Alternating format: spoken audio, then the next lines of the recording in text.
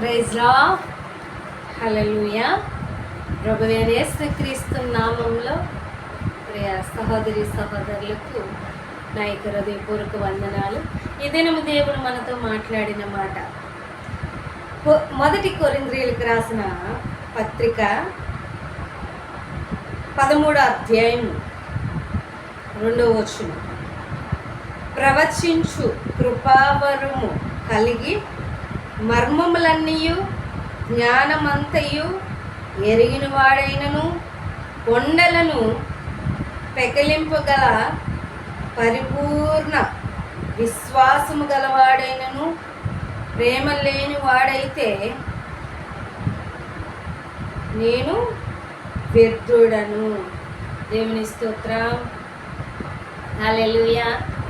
మరి ఇక్కడ పరిశుద్ధాత్మ దేవుడు మనతో ఏమని మాట్లాడుచున్నాడు అంటే, ఇక్కడ మనం చూసినట్లయితే ప్రవచించు కృపావరము కలిగి ఉన్ననను మరి తన ద్వారా మరి పెకలింపగలన అంటే అనేకమైన గొప్ప అద్భుతములు కలిగినను మరి అలాంటి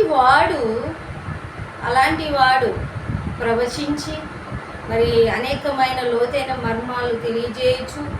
మరి దేవుని పనిలో మరి తన ఒక పాత్రగా దేవుడు వాడుకున్నప్పటికీ ఎదుటి వాని ఎడల తను ప్రేమ లేనివాడైతే ఆ యొక్క వ్యక్తి వ్యర్థుడు అని పరిశుద్ధాత్మ దేవుడు మాట్లాడుచున్నాడు. ప్రియ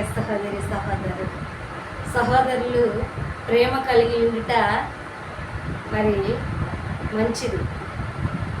సహోదరుల ఐక్యత కలిగి ఉండట ఎంతో మేలు బైబిల్ గ్రంథం సెలవిస్తుంది. మరి ఈనాడు ఎందుకు వారి జీవితాల్లో మరి ఆ యొక్క ప్రేమ లేని వారుగా చిన్న గొడవలు జరిగిన ఘర్షణలు జరిగిన మాట వచ్చిన మరి ఇంకా అదే పదే దానిని మనసులో పెట్టుకొని వాళ్ళు అలాగా వారి ఎడల వారిని క్షమించలేని వారిగా ప్రేమించలేని వారిగా మరి ఉంటారు. ప్రియ సహోదరులారా, ఈ లోకంలో మనము ఎంతకాలం ఉన్నదనేది మరి భూమి మీద మనకు తెలియదు.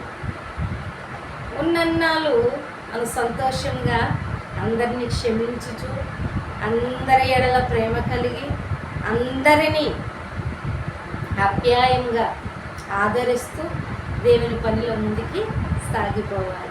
మనము ఎదుటి వారిని క్షమించకుండా ప్రేమించకుండా ఉంటే వారికి దేవుని రాజ్యము లేదు. తండ్రి అయిన దేవుడు క్రీస్తు వారు మనలను ప్రేమించి క్షమించిన ప్రకారము మనము కూడా ఇతరులను క్షమించువారిగా ఉండాలి. ఎప్పుడు ఎదుటి వారిని మనం క్షమిస్తామో అప్పుడే మనకు వారి ఎడల ప్రేమ కలుగుతుంది. ఏదో మరి కొండంత భారాన్ని వారి నిమిత్తం ఆలోచించి మనసులో పెట్టేసుకొని మూలిపోయి కుషించిపోయి ఏదేదో నేనెందుకు తగ్గాలి, నేనెందుకు మాట్లాడాలి మరి అన్న తత్వము సాతాను వారిలో రేపుతూ ఉంటుందండి. ప్రియ సహోదరులారా, అటువంటి జీవితం మనకొద్దు. పెద్దవారైనా చిన్నవారైనా మన ప్రేమతో అందరినీ ఆదరించేవారిగా ఉండాలి, అందరినీ క్షమించేవారిగా ఉండాలి.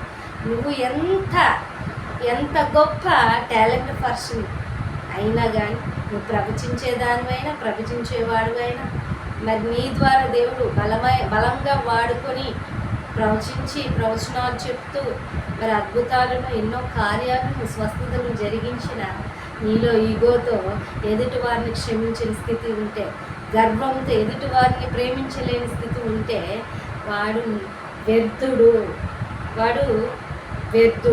వ్యర్థుడు అంటే పనికిరానిది, ఎందుకు ప్రయోజనము కాదు. నువ్వు చేసిన భక్తి ఏమైపోతుందంటే వేషధారణ అయిపోతుంది. ఎదుటి వారిని క్షమించలేని స్థితి నీలో ఉంటే, ఎదుటి వారిని ప్రేమించలేని స్థితి నీలో ఉంటే మరి మనము ఎందుకు పనికిరాని వారమే. క్రీస్తు మనవారు, క్రీస్తు మనల్ని ప్రేమించిన రీతిగా. అలాగైతే మనం ఆలోచన చేసినట్లయితే అనేకమైన తప్పిదములు, అపరాధములు, పాపములు మన చూపుల ద్వారా, మన తలంపుల ద్వారా, మన ఆలోచన ద్వారా, మన నడవడుగు ద్వారా అనేకమైన మనం చేస్తూ ఉంటాం. మనం చేసిన దానికి మన క్రీస్తు వారని, తండ్రి వారేని ఇద్దరు కూడా మనల్ని క్షమించడానికి యోగ్యులం కాదు. అయినా ఎందుకు క్షమించాడు? మనల్ని క్షమించి మనల్ని పవిత్రపరచుడు కొరకు ఎవరు చేయని త్యాగాన్ని ఎందుకు చేసి ఉన్నారు? అది క్రీస్తు వారి యొక్క ప్రేమ అండి. అయితే క్రీస్తు యొక్క బిడ్డలుగా, కుమారులుగా, కుమార్తెలుగా మనము క్రీస్తు వారిగా ఆయన ప్రేమను కలిగి ఉన్నాము గనక మనం ఎదుటి వారిని క్షమించాలి. ఎవరైతే క్రీస్తు ప్రేమను ఎరిగి ఉంటారో, ఎవరైతే క్రీస్తు యొక్క ప్రేమను రుచి చూచి ఉంటారో వారు మాత్రమే ఎదుటి వారిని ప్రేమించగలరు, క్షమించగలరు. ఎవరు ఏ విధంగా ఉన్నా, ఎలాంటి వారినైనా మనం క్షమించి ప్రేమించగలిగిన సామర్థ్యము మన దేవుడు మనకిచ్చి ఉన్నాడండి. పాపాత్మురాలైన స్త్రీ మరి పాపం చేసి మరి పట్టబడినప్పుడు తన్ని ఎవ్వరూ క్షమించడానికి ఇష్టపడలేదు. అయితే తండ్రి మరి క్రీస్తు వారు ఏమని మాట్లాడి ఉన్నారంటే, ఎవరైనా మీలో పాపం చేయకపోతే వారి మీద రాయి వేయమని తన మీద చెప్పినప్పుడు ఎవ్వరు కూడా వేయలేకపోయారండి. అంటే అందరూ పాపులే, అందరూ. అలాంటప్పుడు మనం ఎదుటి వారిని ఎందుకు క్షమించలేకపోతున్నాం?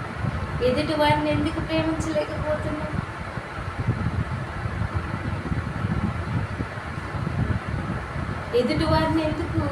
ఎదుటివారు చేసిన తప్పులు, ఎదుటి వాళ్ళు చేసిన తప్పులను ఎంచి అనేకులకు చెప్తూ ఉంటాం. వారిని క్షమించి, నీ చేతనైతే వారు తప్పు చేసినట్లయితే మరి వారిని క్షమించి వారికి మంచి మాటలు చెప్పి వారిని ఆదరించేటట్లు ఉండు. లేదు, అప్పటికి నీ హృదయము కరగకపోతే, నీ హృదయము వారిని క్షమించడానికి హృదయము రాకపోతే నీ రహస్యమందు నీ ప్రార్థన చేయ వ్యక్తిగా ఉండాలని సహోదరులారా, ఇది నా దేవుడు, పరిశుద్ధాత్మ దేవుడు మనతో మాట్లాడుతున్నారు. మనం ప్రవచించే వారమని వాక్య సాత్యం కలిగి ఉన్నా, మరి బలమైన ఆరాధన చేసిన వారు ఉన్నా, మరి బలమైన భాషలు మాట్లాడేవారు ఉన్నా, ఎదుటి వారిని ప్రేమించకపోతే, ఎదుటి వారిని క్షమించకపోతే నువ్వు దేవుని సంబంధి కాదు, దేవుని బిడ్డవు కాదు, దేవుని కుమార్తెవు కాదు, దేవుని కుమారుడు కాదు. సహోదరులారా, మరొక్కసారి పరిశుద్ధాత్మ దేవుడు మనతో మాట్లాడుచున్నారండి. నీవు ప్రవచించే వారివై ఉండి ఎదుటి వారిని ప్రేమించకపోతే మరి వ్యర్థురాలు అని మాట్లాడుచున్నారు. సహోదరులారా, ఇదనాను నేను కూడా ఎదుటి వారిని ప్రేమించే హృదయం దేవుడు మనకి ఇవ్వాలని పరిశుద్ధాత్మ దేవుడు మనకు బోధించి ఉన్నాడు. మరి అట్టి రీతిగా అటువంటి మనస్సు, ఇంకా క్షమించలేని మనస్సు, ప్రేమించలేని మనస్సు మనలో ఉన్నట్లయితే, అపవాది మనకు ఆ రీతిగా కలిగజేసినట్లయితే ప్రభు అటువంటి హృదయం నాకు కలుగజేయమని, అటువంటి ప్రేమను మాకు కలుగజేయమని దేవుని సన్నిధానంలో మరి ప్రార్థన చేసుకోనండి. దేవుడు ప్రతిఫలం ఇస్తాడు. ఇటు వాక్యం దేవుడు దీవించుగాక. ఏమనుకున్నా, నన్నెవరేమైనా యేసుతోనే నా జీవితమన్నా. ఏమనుకున్నా, నన్నెవరేమన్నా యేసుతోనే నా జీవితమన్నా. కేడమైన శృంగమైనను కాచే యేసుడు, కోటి దాగే చోట నన్ను దాచే ప్రేమతో. కేడమైన శృంగమై నన్ను కాచే యేసుడు, కోటి దాగు చోట నన్ను దాచే ప్రేమతో. ఆపత్కాలంలోన అభయముతో నన్ను పిలిచి, ఆపత్కాలంలోన అభయముతో నన్ను పిలిచి, తన మహిమ కనుపరచే నా బ్రతుకులో. తన మహిమ కొనుపరచే నా బ్రతుకులో. ఏమనుకున్నా నన్నెవరేమన్నా యేసుతోనే నా జీవితమన్నా. తండ్రియే